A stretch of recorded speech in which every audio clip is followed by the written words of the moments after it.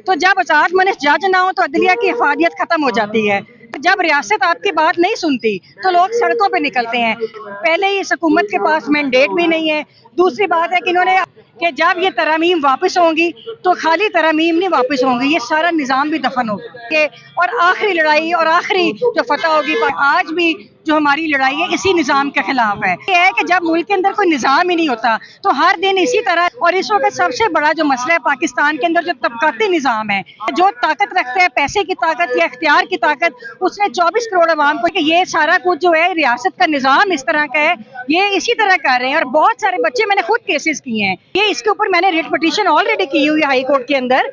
26वीं और 27वीं तरमीम roll back नहीं होती जब तक पाकिस्तान में जमहूरियत नहीं आती, जबर और फस्तायत का निज़ाम खत्म नहीं होता। इस्टेब्लिशमेंट के परवरदा जजेस बैठे हैं, ये सब उनकी वजह से हो रहा है। जो रियासत ने सीसीडी के नाम पे एक कातिल अदारा बनाया, वो ये कैसी रियासत है कि एक सरकारी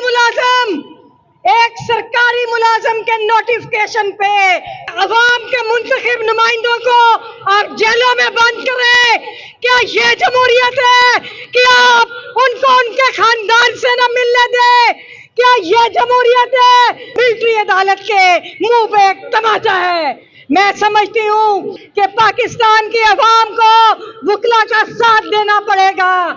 यही माल रोड थी, तारीख का बदतरीन किरदार के तौर पे दफन किया।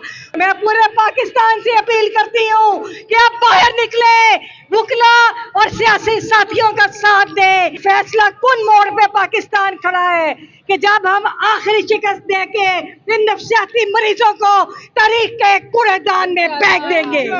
जो रियासत ने सीसीडी के नाम पे एक कातिल अदारा बनाया,